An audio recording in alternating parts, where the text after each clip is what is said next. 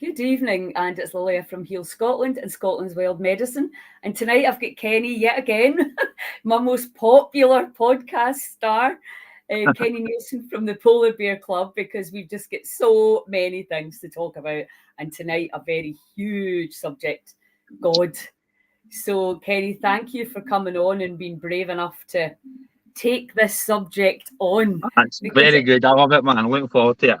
Yeah, it's quite emotive, and I know when I posted on Facebook last year, I think it was the end of last year, one of my friends was dying, and I started studying the Bible, and I'd put it on Facebook, and there was lots of people that were very warm, and that's all I literally said.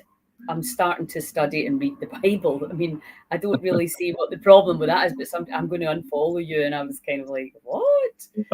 Some people are really, really offended by, not even the Bible or the Quran or anything like that, but they're really offended with the word God. Yes. Yeah, that's true. That's true. I remember years ago, I was driving through Glasgow, and on the back of a bus, there was this advert for one of these healer people, the kind where he touches you and people fall over and there's people to catch you behind. And I thought, I'm going to go and try that, because I cannot believe these people faint like that. So me and a few of my friends went along, and literally like 15 minutes in, they were like, oh, I'm out of here. I don't like the word God. And I was like, seriously? You can't switch of your own? And I went away up the front, right? And I was like that. There is no way I'm going to faint here. So the guy came over and kind of whispered to me and then did something, and I almost turned to jelly. This energy just ran through me, but I was so egotistical at the time. All I could think about was not fainting and walking out of there. So I managed to kind of get myself back out, but I don't know what happened there, but something did. And I could see how if you something happened. Something, yeah. So let's talk about how you got into this, and when did you get into it? When did you start thinking about a higher power or something maybe more intelligent than us? God for me came into my life when I started fellowship, probably 12, 13 years ago. That's when the first real idea of the word came into my mind. I'm a scheme boy. I grew up in Malton, in North Glasgow. My mother's a Catholic, my father's a Protestant. There was no either there with them, man. It wasn't in the house, it wasn't in my school. I went to a non-denominational school, both primary school and secondary school. It just was not something that was in my life. It wasn't in it because I hated it, it just wasn't there. So I had no prejudice for it, I had no prejudice against it, nothing like that. It just wasn't in my life. I wasn't brought up with it. But being the typical scheme boy, the way I spoke out the side of the mouth, I used to think I was something, chronic alcoholic, lived a bit of a rough life, and I would have said, this might sound pure horrible, God's for poofs and all that kind of stuff, right? Which is a horrific way to think. It's a terrible attitude towards anything, but that's the kind of way my mentality was back then. It was a horrible, hated way I used to think. So when I went into the fellowship, I was ready for something. I was ready for some sort of change. I could not stop drinking. So when this idea of God came up, I found it really, really hard. And for 2 years, I floated in and out of fellowship, and I was struggling to stop drinking. I was really, really struggling to stop the drinking. What age were you? When I first went into the fellowship, I was probably about 28, 29. I'm not 100% sure. Probably about 28, when I first went in. So I was fresh off the street. And I dabbled with God for a long, long time. I thought I had it, didn't want it, chased it.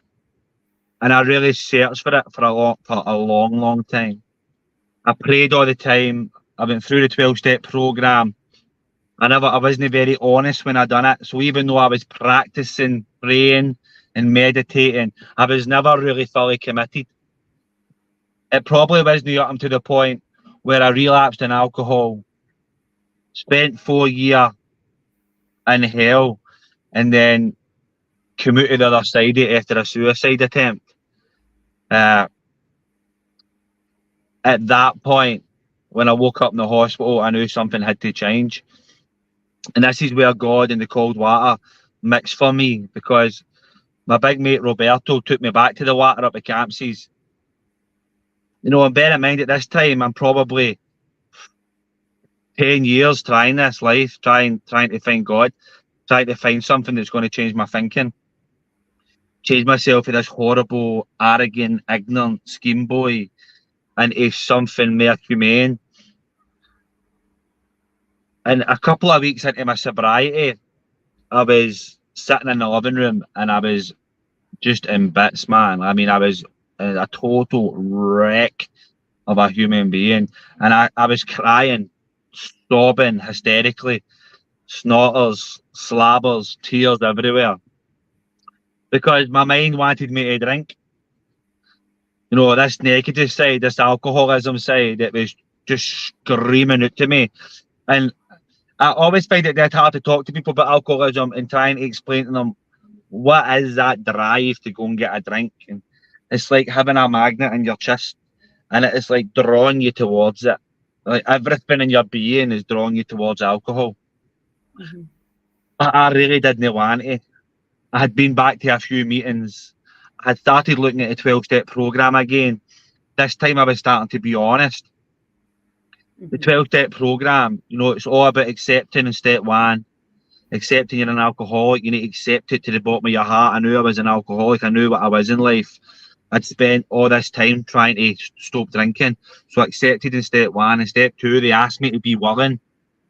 So when they're asking me to be willing in step two, I came to believe in a power greater than myself that could restore me to sanity.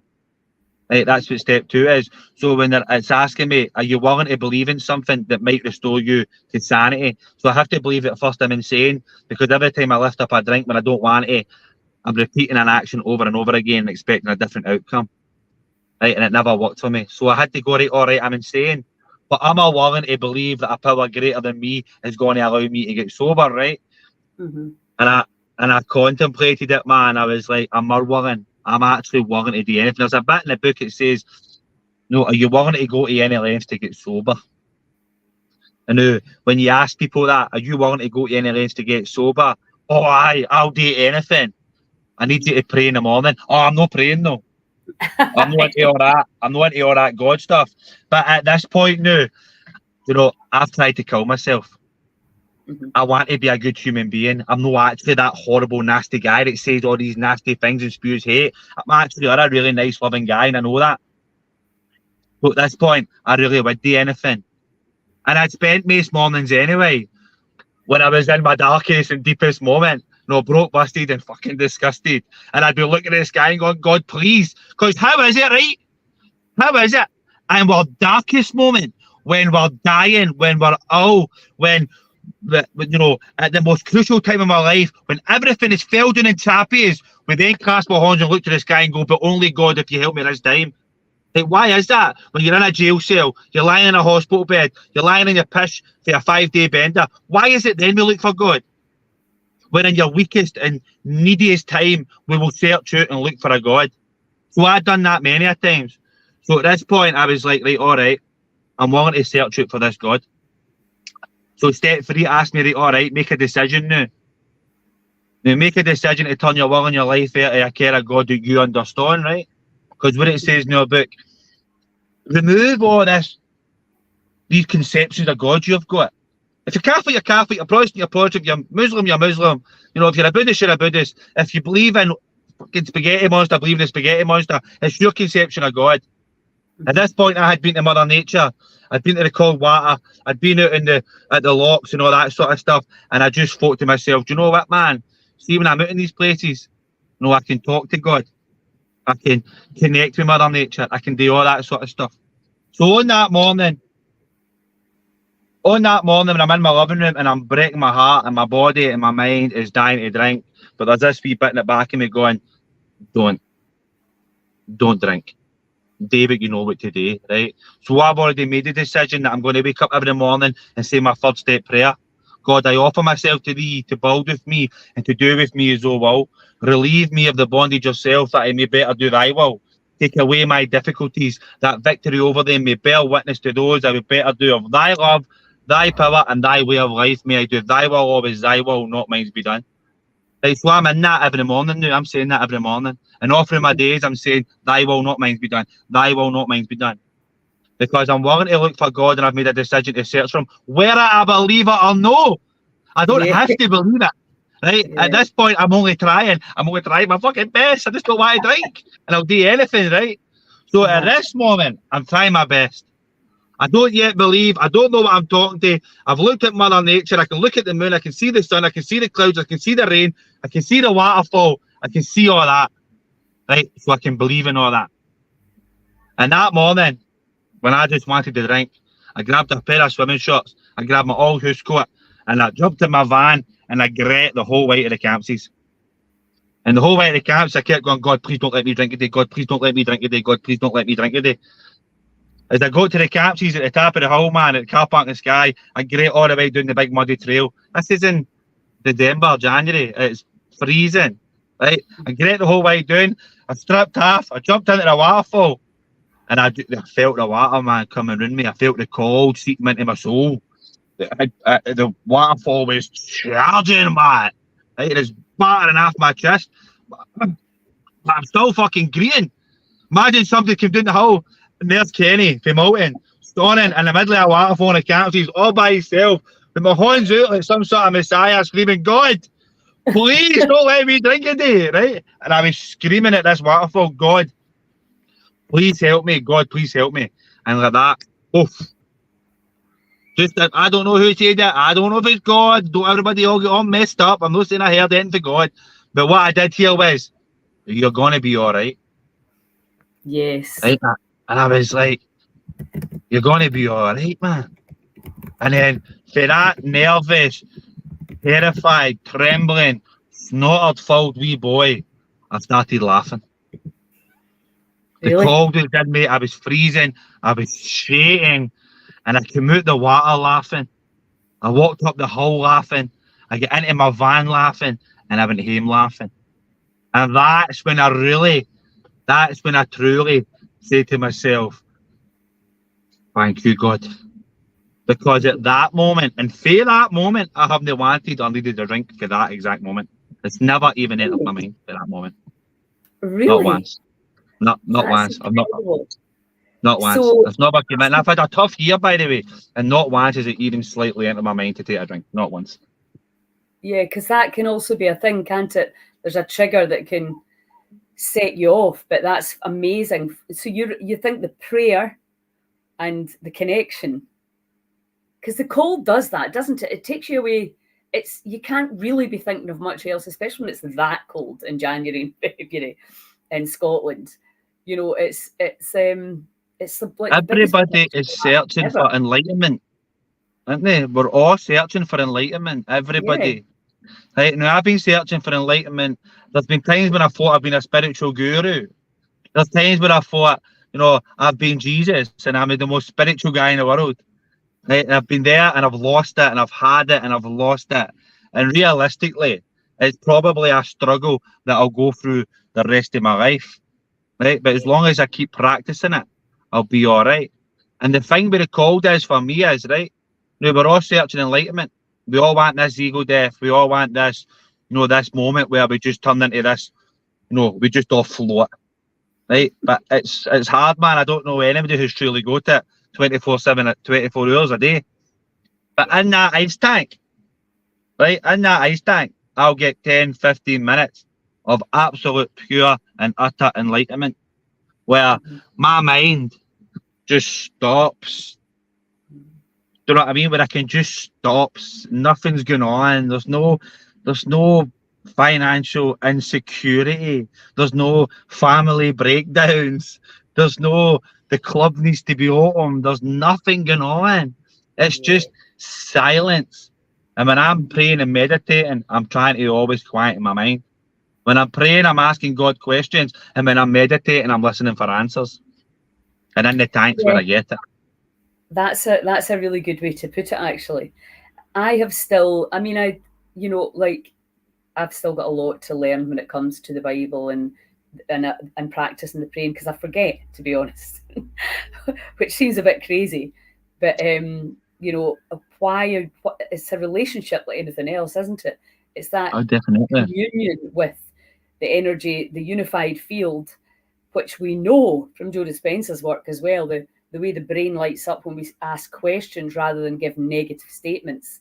So what would it take for me to have more energy? What would it take for me to be, free from all judgment, rather than saying, this is shit, all the negative kind of affirmations? The brain actually lights up in a completely different way when we access consciousness.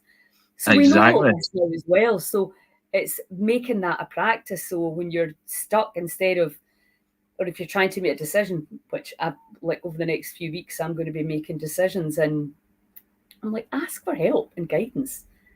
Why are you not doing that? Instead of trying to work it all out yourself, when you know that there's help to be had there. And, I think the thing for me with studying the Bible is the language. A lot of the words, I'm just like, God and the devil sounds like they're people, and it just sounds like another story.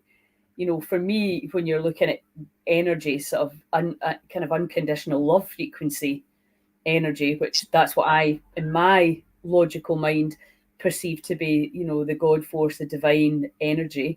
And then there's obviously the much darker, lower frequencies and energies, and we can navigate our way through all of them. And the way I teach it is through our emotional guidance system, and like getting your own vibration up, and of course cold water, breath work. We know all the ways of getting into the forest. Definitely. I was in the forest last week. I hadn't been in for ages because I've just been going to the beach, and it was, oh my God, it was magical in there. Absolutely magical. So it's that the connection to what is there all around us, but it's the mind, isn't it, that keeps us away from all of that.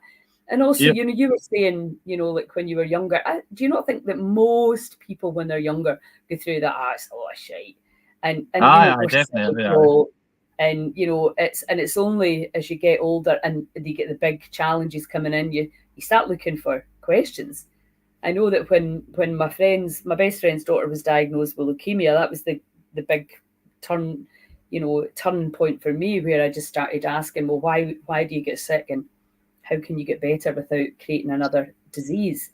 And also I had to go, well, I'm quite a logical person, like, what's so awful about this? Well, two things: I didn't want her to suffer, and I didn't want her to die. And I was like, what even is death, and what happens? And so, then you get pushed into asking these much, much deeper questions, which up until then I hadn't really thought about, because just old people die, and that's, something away so far in the future. Exactly. But like you were saying there, it's like when that emotional pain becomes unbearable, usually for a lot of us, that is when we start to. My friend bought me the Celestine Prophecy, and that really, really helped me, because then I started to take on very different belief systems, which now are getting challenged, I have to say. But to me, that doesn't really matter. If that made me feel safe for years and seemed right to me, and you're not doing any harm to any other beings, does it really matter what you call it? This study that I'm doing now is much more specific, around, I suppose it's the creator thing. The book says God created Earth, and that's still for me, much as you look out and you think, well, this wasn't an accident. It couldn't have been. It's still also quite hard to imagine somebody creating it. It's a wee bit outside. But what is God though? No, I mean, what is the actual God to that? Because obviously, even when you're talking about the Bible and stuff, you're gonna then, we've still got this image of a man. Yes. Haven't we? But why do we need to have that image of a man? Why do we have to have the image of a man with a staff, and a beard that looks like God? Why do we need that? Because obviously, in the Christian faith, the Catholic faith, we've got Jesus, eh? And Jesus is a depiction of the man that was sent to us, isn't it? Yes. So he's the image of God. But what does God need to be? Why does God need to be any sort of image? God No, might be the Big Bang. It could be the creation. We don't know. We'll never know. Why do we feel the need that we need to know? Why can we that's not just be it is? The faith. If you faith, I've got faith in God today. But what is God? That's what people keep asking me. But what is God then? Well, I don't know. I don't know what God is. How am I going to ever know? How is my brain going to compute something when the universe is so vast? It's unimaginable that the brain cannot compute how vast space is. So how, if I can't compute that, how am I going to compute what God is? Because he must be, or she must be, or that must be vaster than that. So what is that? So I don't know. I'm not religious. I don't have a Christian faith or anything like that. But I'm open to all ideas. I'm open to any ideas. If you read about Jesus, Jesus was a man that spent most of his days in constant meditation. So he was in constant thought. Him himself was searching his God daily, hours and hours and hours on end. He's a guy that felt something and felt the need to pass that on.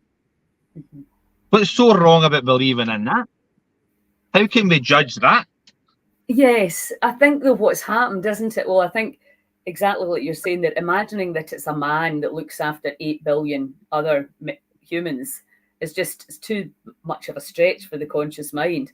But if you completely accept there's a higher power and it doesn't really matter how it looks, but there is something, I think, where most people have got a strong feeling about that. There's something, they don't really know exactly what it is.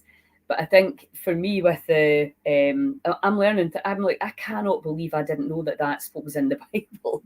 For example, death, according to the Bible, the one that I'm studying right now, is just like going to sleep. And that, so you go to sleep, and then there will be a mass resurrection. And then, according again to the Bible, in 1914, Jesus is now, he's the government, and it's going to be, there's different way to live, because the way we're doing it right now is clearly not working. So this new government, where, you know, and it's kind of around the 10 Commandments, I suppose. Say it is the 10 Commandments, say it's something like that. If you're willing to live, you know, under these kind of universal laws, then you get to stay on this paradise. And if you're not, you don't. And I just think that must be really nice to believe that, especially at this stage, you know, that we're at, where, you know, there's just so much chaos everywhere. I think, where are you going to turn at a time like this? What they said to me the first day they came into the salon was, do you think humans are going to fix the mess? And I was like, no. They're incapable, absolutely incapable. So this is what I'm having to consider and ponder, a lot of these things that I'm hearing for the first time. That, and according to this Bible, I know there's lots of different ones. You go to sleep. There is no hell. There is no, you don't go to heaven either. You're there until you're resurrected. Now, again, that doesn't feel true to me, but maybe because of all the other stuff that I've chosen to believe. Because that's the other thing, you know. Apparently, the kind of reincarnation idea came from the Greeks. So, but also we've got all the people that have had these OBEs, out of body experiences, near death experiences. You know, there's so much that's completely unexplainable. So how are we could drive ourselves insane. And it's almost like, I think now, well, if we just all actually believed in the same thing, there is a higher power and there's a much nicer way to live, and why don't we all do it? How much nicer? How much nicer would it be? Yeah. And we've turned, our God has become the pound, the dollar. And and we can see what that's done. Yeah. For me in my life, right, this is how the main reason that I bring God into my life. Before I had God into my life, my own willpower was run riot. I was run riot, right? I couldn't stop drinking. I couldn't stop the mouth. I couldn't stop the arguments. I was very aggressive. No, there was just a pure want about me. Everything turned to shit. That's just a fact.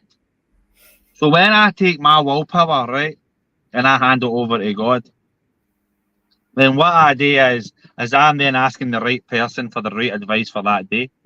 So that's why every morning when I wake up and I say that prayer, God, I offer myself to thee, to build with me, and to do with me as thou will. No as I will, because my will's shite.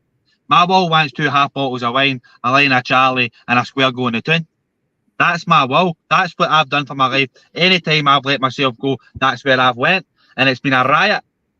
So when I get into the practice of asking a God that I don't understand to give me a holiday, God, relieve me of the bondage of self. The bondage that holds me back is me. So Yes. when I let that go to God, I can then open up and sit back. That's like my keyhole prayer. That's the prayer I say. Then I say it and I sit down and I talk to him. I go, right, big man, what's going on today? Right, what's happening? Where are we doing? Where are we going? Who do we need to meet into? Who do we need to bump into? Blah, blah, blah, all that sort of stuff. And I try and plot my 24 hours ahead out when I'm talking to God. There was a time, right, where my anger was so bad, right? It was just so bad. In sobriety, man, this is like young guy trying his best to stay sober, and I hated the world, right? And I hated everybody. And my sponsor at the time, a jazz man, said to me, "Hey, I've got an idea for you. We're going to work on your anger, right?" I says, "Right, all right, this is what we'll do." So driving, I was a terrible road rager, right? Terrible, man. Screaming and bawling, handbrake up, jump out of the car kind of guy, right? And he says, what you're going to do is you're going to practice letting people in, right? And so instead of driving down the left-hand side and cutting in at the very end, he went, you're going to sit in the middle lane, right? You're going to pull back, and every time somebody pulls up in front of you to skip you, you're going to say, thy will, not mine's be done, flash them and wave them in, right? And I was like, no chance. No chance, right? No chance. And he went, but you said you were willing to go to any lengths to get sober. And you said you'd made a decision to bring God into your life. He went, so you'll say, thy will be done, and you'll let the guy in. And I'm like, fuck up, man. Like, bastard. Because I had to start from the beginning with God. I had to start with the absolute beginning. And I had to stop being angry. I had to stop shouting and bawling at people. So I had to then bring in this newfound faith or something that I don't understand. And every time I done it is every time I got better. Yeah. Like the Kingston Bridge is the worst for it. Imagine sitting in the middle lane of Kingston Bridge on a Friday afternoon and everybody's scooting down the left hand side, cutting in, and you're going, thy will be done, let me in, thy will be done, and you go, thy will be done, and you go. Like, oh my God. But you know something? There was a time when I was coming through Duke Street and a guy turned the corner at me and we nearly collided and I lost the plot, right? Angry, shouting and bawling. And I didn't take a moment to pause. I didn't take a moment to ask God, and my free will run riot, right? And I started screaming and bawling. But all the work that I did do, you know, bringing God into my life, I seen the guy's face and I seen the guy look scared. And then I went, oh. Yeah. So the anger then came to, you know, my own fear, and then I regret, and then the guy shot away dead fast. And I remember pulling the other side of the road, and I burst out greeting, right? And I couldn't believe it that after all that work I'd done, I'd made somebody feel scared, right? And I was like, oh my God, man! And I was like, at that moment, I was ready just going, fuck yes, I'm done. But I phoned my sponsor. I told him what happened, and he burst out laughing, and he went, but Kenny, you're getting it. He went, Yes. you're getting it. He went, you would have chased that guy. Now you're sitting greeting for the guy. He went, why is that? He said, why are you now got emotions for somebody you don't know? He went, because you're doing the right things. You're bringing God into your life, and you've got fucking a God conscious. You've got a connected God conscious, man. And I was like, wow. And then there was another incident coming in the Botanic Gardens, and a guy in a black beamer cut up. And do you know something? This guy was screaming and bawling at me, right? And his face was red. He was spitting all his windy. And I looked at the guy, and my wee boy was sitting on the left hand side, and I nudged him and I went, here, look at this crackpot, man, right? And then Kenneth looked through on his wee computer and went, oh, what's up with him, Daddy? And I went, God knows. In the back of that guy's car was his daughter, and she was sitting like that. Oh. And that's when I realised that is me. That guy was me. Without God, that guy was me. And my wee boy's sitting there, and he's only looked up. I turned the corner, and my day was beautiful. And that guy's day was hell. And I actually felt for that guy. I went, oh my God, that's a pure shame, man. He's got a long way to go. Like, if I actually felt really, I felt heartbroken for him, because it was like, wow, man. Like, I know how he's going to feel all day. He's going to be looking for my truck all day. He's going to be shouting and bawling at people all day. His poor wee daughter is going to be scared all day. The same thing that I used to do with my family. And I was like, wow, man. And it's moments like that in my life where my connection to God got higher. Because without doing that, and without bringing that faith as something that I didn't understand in my life, I wouldn't have been where I was, and I wouldn't be where I'm at now. So, to me, no matter what it is, I don't care what God is. I don't care. If I sit down, I've started doing the Bible and I've read it, I've tried it, it's quite difficult, I think. But if it goes that way, it goes that way. Good. It's something new. Good. But where I'm the new and what it is the new for me is enough. It's totally enough. Yes, exactly. But don't you think with the 12-step program, the first step, admit that you're powerless, isn't it? Or something words along that. Imagine you're powerless over alcohol and your life is unmanageable. So there's a humility in that admitting. There's a humility and a vulnerability. And that's, I'm sure we all know people that you're like that. Well, you need help, but they're not ready to see that yet. So therefore, we all, we all have egos, and we all, I'm sure, could do with help in certain areas of our life. But to actually admit is really, you've just got to be really humble. Humility. Sorry, on you go. I'm really bad at cutting in, by the way, because I've always got so much to say. I know, it's fine. I think as well, what I'm seeing, that thing that you've been saying about thy will, not my will, is because I think what we've done with all this law of attraction, the secret manifestation, it's all about me. Yeah. I want and not really about we. Yeah. Which really, because you look into, the way I see it now with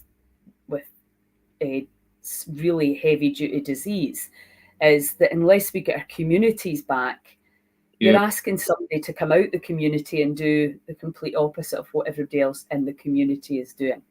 And that's, for most people, it's just never going to work. As soon as they go back into the community, they'll revert back to what everyone's doing, because that's what we do. That's how we function. So until we can get our communities all on the same hymn sheet of like, come on, we all need to take our power back, where they were getting the piss ripped out us by these psychotic companies and institutions. And we can stop it like that. We could stop it tomorrow if enough of us just got together and said, no. And if we handed over, we need help, and we actually realize, that humans are very limited in what they can perceive. And we need to be communicating with a higher power to get these solutions and to get the help that we need at a time where, we're seeing just people's health being decimated, the planet being decimated, species being decimated. If you're not starting to wake up now and realize something major is going on, then maybe you never will. But for those of us that are looking around, we're like, well, things are going to have to be done here. And we all have that power. But I don't, now the older I'm getting and the more I'm looking into all of these different things, I'm like, why are we not engaging with a higher power? What do you call it? God, what do you call it? The divine? I usually call it the divine because I like that word. Aye. You know, so it doesn't really matter what you think There's, happens when you die, you know, but there's definitely, I think we became boundless, and I know I was totally boundless, you know, and I grew up, you know, and you're always pushing the boundaries and, I'll do that, you know, you're always wanting to do things that perhaps you can look back on reflection and go, you know, that wasn't really that clever, although you were just being defiant at the time. So you can start to understand things a little better as you get older, and you can understand why these strong guidelines, let's talk the 10 Commandments, are actually in place. Because if we can strive to follow, you know, a tighter path, if you like, then things could turn out very differently for us. But therein lies the kind of caveat. You know, everybody needs to sort of get involved and get on board, and that's obviously part of the Heal Scotland mission. But how can we get? Because the natural instinct, even in the spiritual world, is he said that, she said that, I'm doing this, they're not doing it right. It's just like, oh my God. You know, that's just like, what are we doing? Still sometimes doing I think the spiritual world is just, sometimes the spiritual world is just absolutely fucking shit. You know, all the spiritual healers and all this sort of stuff. And it's like, as soon as somebody else has got something a little bit more, man, there's so much bitterness. And there's so much, where's your faith, man? Where is this spirituality that we're all talking about? The recce healers all arguing with each other and fighting with each other and call what a therapy coaches or arguing with each other and you've got more followers than me. And it's like, wow, man. Wow. What is going on out there, man? It's crazy. Well, I mean, this is the thing for me, for the Heal Scotland perspective. We need as many coaches, healers, instructors, ice baths, tanks, whatever, all over this country to sort this out. You know, it's the capitalist model. There's not enough. There's not enough. And if you're getting more, then I'm getting less. So there's that whole, that it's a survival, isn't it? And let's face it, having your own business, we've talked about this before, it's not easy, and overheads can cripple you. And then also you have all the other crap to deal with that inevitably comes from, you know, the government just do not make it easy to run a really community-led business, you know, because of all the different things. So yeah, I think that's going to be the hardest thing. And if, like you've used the 12-step program. I actually, when I was working with the Second Chance Project, I went to meetings because I wanted to learn what they were doing there. And I didn't study the book, but I had a good read at it. And I also bought Russell Brand's books around the same thing. And I thought, God, everybody should be doing this. This is really good. And it's been moved into all sorts of different avenues. Overeaters use it, gamblers use it. No, it's been put into Cocaine Anonymous, Narcotics Anonymous. It's been into Dope Anonymous.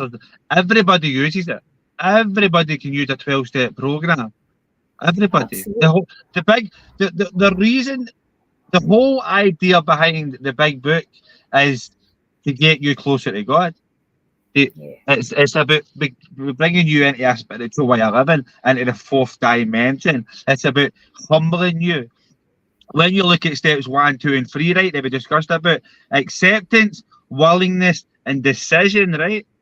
So when you've made your mind up that you're now willing to believe in a God that you don't understand, and you've now made a decision to wake up every morning and pray to a God you don't understand, they then bring you into a step 4. They're very clever. Bill Wilson was very, very clever in the first 100 Alcoholics, because they've done it in steps. So when you go into step 4, you've got to write your life down. You've got to write down your resentments. You've got to write down your sexual conduct. You've got to write down your fears. You've got to write all this stuff down in black and white so you can see it, right? Because everybody in the world, whether you're an alkie or no, whether you're an overeater, whether you're a gambler, whether you self-harm, depressed, anxiety, whatever's going on for your life, right? Everybody's got something in there, right, that they're taking to the grave, that they're telling nobody about. Whether it's happened to you or you've done it to somebody else, right? Whether it be some sort of trauma, whatever. Everybody's got something they've got in there that they're too embarrassed, or too shameful, or too upset to speak again, and they think they're taking it to death, right? The step 4 is about, it tells you in the book, you need to go through every nook and cranny of the past, right? You have to go through everything. So the acceptance to willingness to decision, and step 4, you say to your God, you don't understand that you've been practicing with in the motorway not to get angry. You say, God, gonna do me a favour, gonna allow me to be honest here. So now I'm talking to God myself in a room with a pen and paper, and I'm writing down my life. And I know what I don't want to write down. I fought with this guy, I fought with that guy, I cheated on this lassie, I stole this sort of show. At school I said this, and you put all your shit down in paper, right? I know all that. But it's the stuff I don't want to write down. It's the stuff I don't want to tell anybody. I don't want to write down. So then I'm saying to God that I don't understand, going to do me a favour, going to let me be honest. So then I put it down and I write and I be honest. And I write this horrific act down on a bit of paper. And then in step 5, it tells me in the book, right? And Bill Wilson is very, very clever. He goes through it 100 different ways. He says, have you skipped the cement and the mortar? No, have you missed out in the cornerstone? He says it 100 different ways. And what it means is, have you left it in it? Have you left it in it? Have you left it in it? And he repeats it, have you left it in it? And then he says, have you not left it in it? You're now ready to go to step 6, but have you left it in it? Right? That's it. That's the way he says it. In a Glasgow terms, that's how he says it, right? Now, at that point, I ask you in step 6, right? Because now remember, in step 5, you're sitting in front of another human being and God, right? So you're sitting there with a sheet of paper with this couple of things on it you'll never tell anybody in the world. You're telling nobody, right? And you walk into your sponsor's house and you just keep going like that. God, let me be honest. God, let me be honest. I just need to be honest here. I've just got to get this out. And you'll sit there for sometimes 2 days going through all the bullshit. My mum said this, my dad said that, my school did this, I done that in hospital, the courts, everything, the police, blah. And then you'll get to the last 5 minutes and you'll say, right, all right, here's the good stuff. Because see, in that moment, I remember doing it with my sponsor. I stood up and I shut his door. There's nobody else in his house. I shut his door and I went, listen, I've not even wrote this down. I'm just going to tell you. And he went, what is it? And I went, blah. This is what I've done. And he went, whoa, was that it? Right, is that it? He said, that's what you're holding in all your life? And I went, aye. And he went, that's shite. Right? And I was like, oh, I wasn't telling anybody that. It was so bad, right? So then I go home in the book and it says that to me, have you left it in you? Have you left it in? Have you left it in it? The book tells you to go and find a quiet place for an hour where you can sit yourself. It tells you to reach step 1 to step 5, and it asks you, is everything you have done to this point true to you and to God, right? And I'm like, aye, man, I've done all that. I've been honest. This is where we get true humility, right? Because now I've actually been honest. And how have I been honest? Step 6 passes on to step 7, and it says, if you are now ready, right, you're now going to hand all your defects of character to God. And step 7, it asks you to go to your knees and it says, my Creator, I am now willing that you should have all of me. Every single defect of character that stands in the way of my usefulness to you and to my fellows. God, grant me strength as I go for here to do your bidding, right? Now see at that moment, when you've went to step 1, acceptance, willingness, decision, just keep fucking doing it when you don't want to do it. When you don't believe it, just keep doing it. Write all your shit down. I don't want to write it down, but God will give you a horn. Step 5, how the fuck can I tell him? God gives a horn. Please, God, why I just give a horn to tell him? Blah, spit it out. Step 6, oh my God, I've told him everything. Step 7, God, man, we've done it. We've actually done it. And that right there is a moment of pure, utter humility when you know you've done it and you've been honest.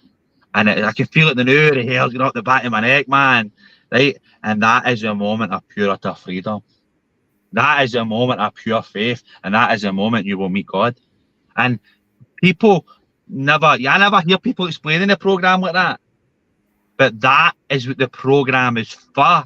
That moment in your house yourself, you and your big blue book, and God, pure honesty and pure humility, man. And it is out of this world, man. That is incredible. It's surrender, isn't it? Yeah, aye, man. It's pure surrender. in it all. But also, I think, like, I know the whole idea, and obviously a lot of the work I do is people share a lot of very deep and dark secrets, and we know that keeping that stuff Confession. in depresses your immune system. Oh, So confession in the Catholic Church, which is actually a genius. I think the church, the idea of a place in the community where people can go and sit, whether it's good, bad, or indifferent, and a place where you can actually genuinely confess. And you said about, when you were there when you were younger, you weren't really honest. And that's the way it seems to me with a lot of religious, that we know the horrific things that have happened under the name of religion, and how people have been saying one thing and completely doing another. And I think that's the big reason a lot of people just threw the baby and the bathwater right out. And I yep. understand that. But, I always kind of noticed the hypocrisy. You're like, you can't just say you're a Christian. Now that I understand what a Christian actually is, I wouldn't say I'm a Christian because I'm not. I don't do all these things yet. Maybe I will. I'm a work in progress. But, I think that whole idea, and so much of it is about being honest and then unburdening your soul in the right way, isn't it? Instead of like shouting at the driver or screaming or shouting at your kids or your partner, because that you're actually unloading it and unfurling and unraveling it in a controlled way with a book that just seems it works, right? There's Yep. millions of people it's worked for, but there's such a big part of it is that surrender to the higher being and the will, because I think that, and particularly when you're younger, like, I'm not, it doesn't sound very much fun living by rules. Nobody wants that when you're younger, but it's not really rules as such. It's more guidelines, and then also the consequence of not abiding by the universal laws. So, for example, gravity is a law. You can't just jump off the roof, not yet anyway. And, the law of gravity will kick in. So Depends how that's fit you are. so, that's kind of how I see it, I suppose. Now it's like, well, yeah, you don't need to do it. We do have free will. But I think that's the biggest unhooking, is to say, yeah, it's your will, not my will. And that's where the ego can really struggle. Can you see the comments there, Kenny? No, From I your can't see them now. No. There's a few people. Barbara. What we do not know, we do not know. By saying this, we are open to all possibility. We're all part of creation, and therefore the source is within you. Human intelligence is at its best when we agree. We just don't know. That's true. Vicky. I grew up believing in God and having a really strong faith, which helped me survive many horrible, difficult things. I never really questioned it until I did. I went through the complete crisis of faith and then just ended up shutting that part of my life out, and I walked away from everything associated with it. I struggle with it a bit because I believe there is a higher power in the universe, and I've lots of questions for myself and said universe, but find myself getting overwhelmed by it. Well, yeah, I think that's all. I think that's quite common as well. You don't question Santa Claus. You don't question it, and then you do, and then where are you then? And also, I think that's the other nice thing about doing it with other people, is that you can go and you can discuss ideas and discuss your faith, discuss what you think feels right and feel doesn't right. I think that's again what you would do in a healthy community. Yeah. Barbara, the whole idea of believing one thing and you believe in something else is what needs to stop. We're all seekers. As soon as one person says, I know my one God is best, it's a recipe for disagreement. We are back to the old right-wrong debate. I am an interfaith minister. I have no religion. I respect people of all faiths and none. I am perfectly willing to say I don't know and respect each faith path for those who choose not to follow one. Absolutely. Because the thing is, it really doesn't matter. It's what are you doing? What are your actions in your community? How are you living your life? If you're living your life as a good, kind, compassionate human being, then really does it matter what you believe? I think that it can actually come down to that. It's really being nice, like you were talking there about, not cutting a driver off. And, that's a great analogy for what we do, is cutting people off because, they trigger us. and it's because of, why are we reacting over and over again, especially to people that we love, and hurting them? That's again what we need to be addressing, and the only person that can address that is us, for us. Only us. It's only us that can do that. Only. And then, like you did, asking for help with that. I think that's another really powerful way to address it, is asking for help. And how can we do it yourself? It's impossible to do something yourself if you don't know. I know. No, but if we don't, like that person just says that, if you don't know, you don't know. So if you really truly want to change, you have to reach out and say, "Well, somebody gave me a wee horn here. When he gives a wee horn with this, like you have maybe done with the Bible. I don't understand this because somebody gave me a wee horn with this. Like I had to do with the 12-step program. Can you give me a wee horn with this? How am I going to open the book up that was written in 1939 by a stockbroker, and lawyers, and it was all rich people that got sober in the 1939s to start with, who started it with this book. It's like, how am I going to understand that book? So I need somebody to sit down and put it up into Glasgow terms for me. And then that's how we get thingy. That's how we get well, because we ask for help. I know, it's really insultingly simple, isn't it? And yes, you're right. I think the speak is, because I say this a lot to the two girls that teach me. I say, that language is just off-putting. This whole thing needs a rebrand. It needs to be updated, because these words, and that's the thing, as humans, my pal used to always say, when she was doing my PR, she'd be like, put a kilt on it, Lilia. Because I would be going away to some physics explanation, and she would just go, what are you talking about? And I hear quite a lot of people saying that the book, especially the big book, it needs to be rebranded, it needs to be reworded, it's set out for men and all that sort of stuff. But it was the miracle happened in 1935. The book was written in 1939. Up until 1939, the Alcoholics Anonymous or fellowship members helped other alcoholics with the Bible. So when the big book was written, it was written in certain ways. But there's a lot, and so I'm severely dyslexic, right? Severely dyslexic. I'm terrible reader, man. I'm terrible at spelling and all that sort of stuff. But when I was going through the book, and I'd be like, what does that word mean? And what does that word mean? My sponsor would say, well, go and get the dictionary and find out. And he'd be like, oh, fucking hell, just tell me.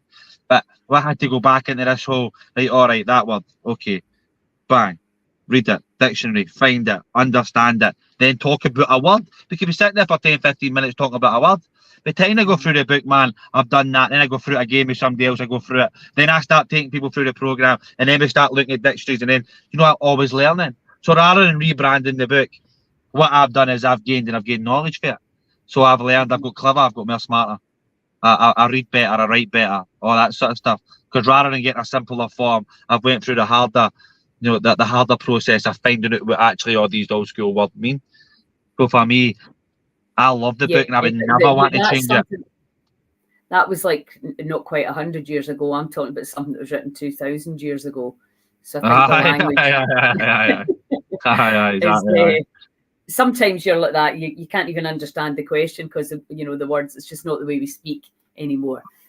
So if really the goal is to make it as accessible to as many people as possible, but obviously you run the risk of changing the message slightly if you change the words.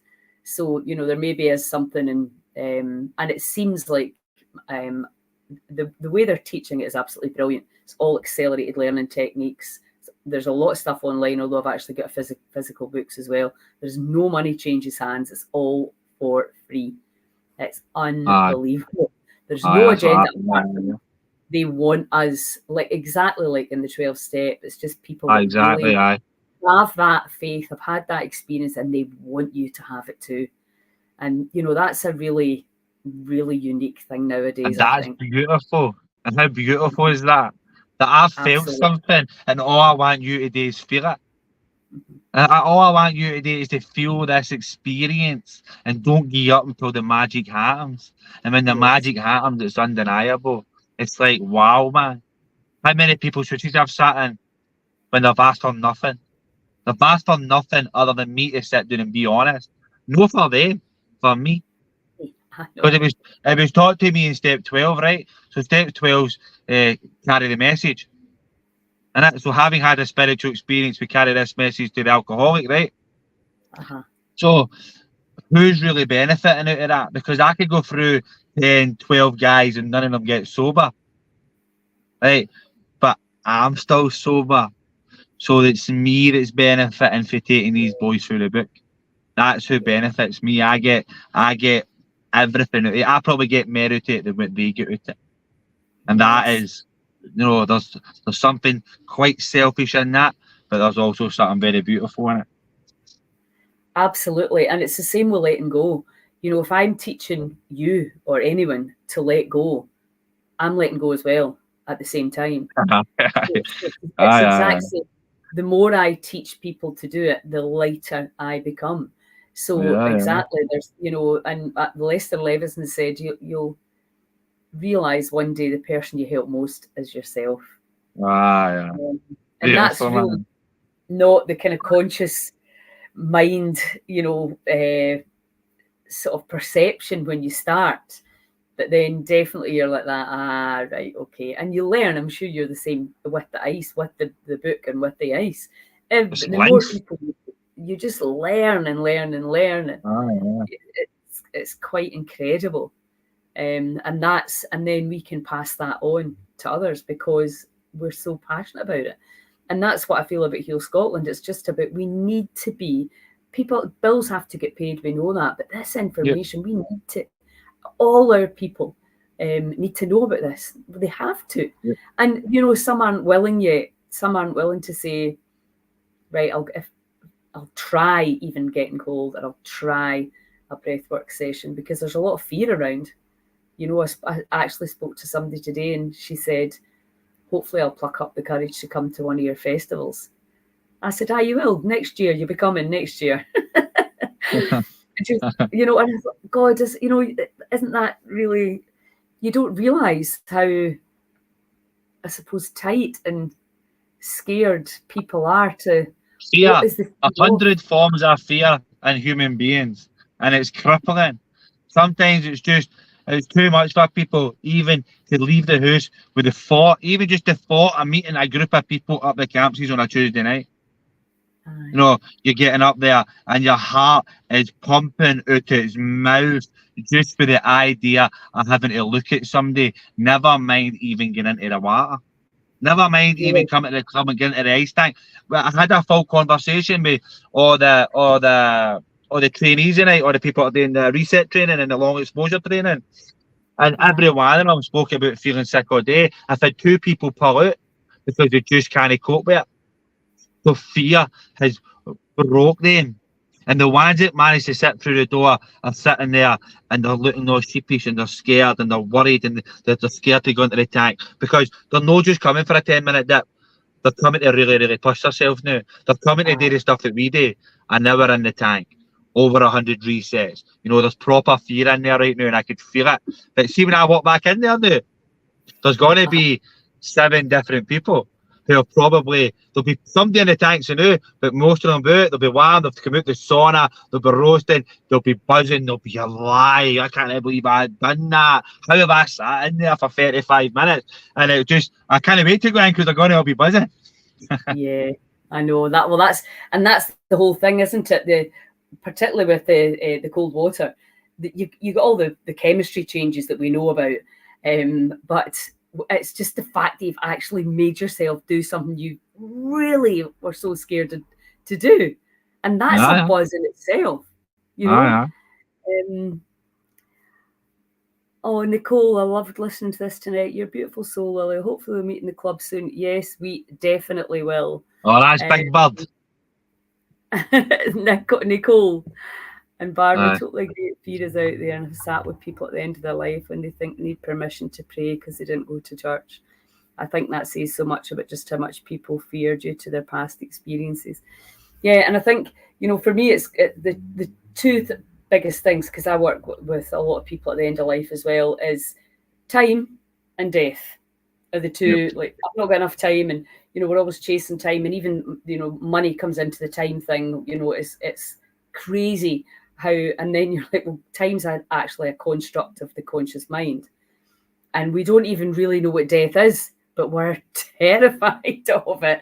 Instead of like going, well, if we can believe anything we want, which we can, why don't we believe something nice? Like we're just going to go to sleep. And then it won't be, put it this way, death won't be any worse than what it was like before you were born. Well, exactly. And yeah, my pal who's got 3 kids, she said, and at least we'll get a rest. Well, that's a nice note.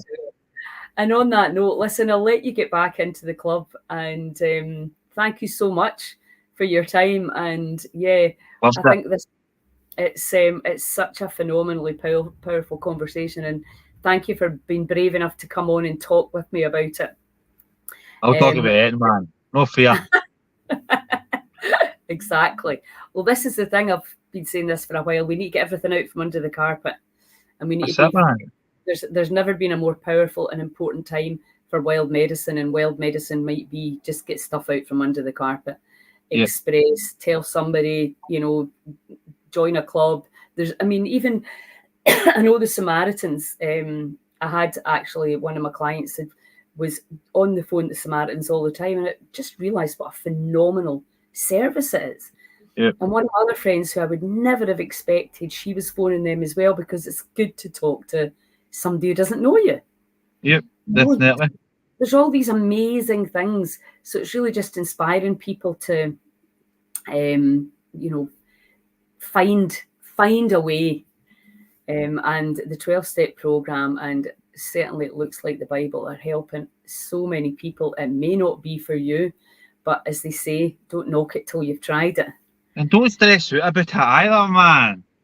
Like, why are we always going to worry about everything? Just give it a try. Try it more than once. Try it for 30 days.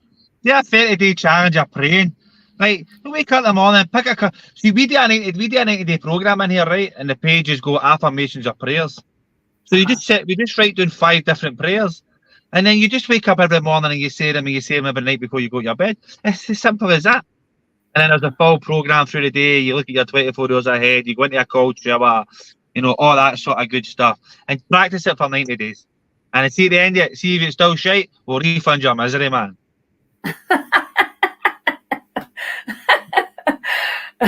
That's a t-shirt. We'll refund your misery. Exactly.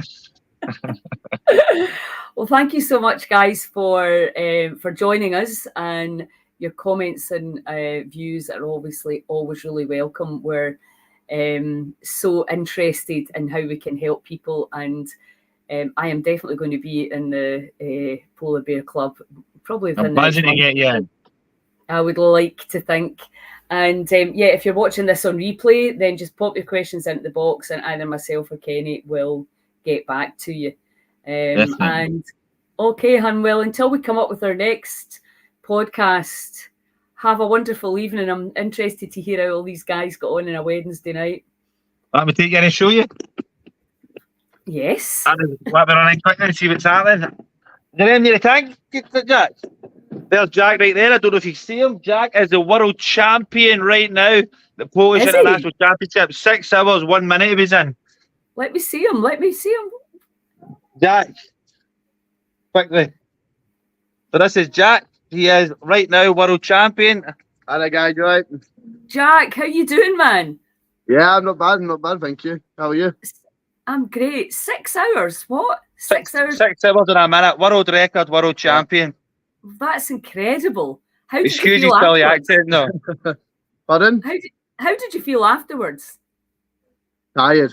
Tired and exhausted. It takes a lot out of you. It does, huh? Takes a lot out of you. Did you weigh yourself? I mean... Yeah, I did weigh myself. What was that? By the time you ran? 103. I don't know. I can't remember, mate. I can't remember now, but yeah. I was one of the lightest ones there when I'd done it. So Jack trained really, really hard. Jack would train his hand and his feet in buckets of ice for like 15 minutes every day, leading up to the championship. There was a lot of eating involved. So, like we spoke about the shake process. So a lot of that is bulking up, energy, stocking up and all that so that you can shake for longer. At 4 hours, Jack was wanting to come out. And the only reason he wanted to come out is because he was bored and wanted a fag. So, and I knew he was going to win it because the guy next to him who'd won it the year before was struggling. And I was going, Jack, you bastard, you better sit there. I said, I'm telling you, you're just bored and wanting a fag. I'm nearly done. And he sat there for 6 hours and a minute. Fantastic. And maintained his I'm going to go in and show that. And maintained his temperature almost the whole way through that. Wow. Almost all the way through that. How long was he shaking for after that? All right, guys. That's for resetters. Hey, guys.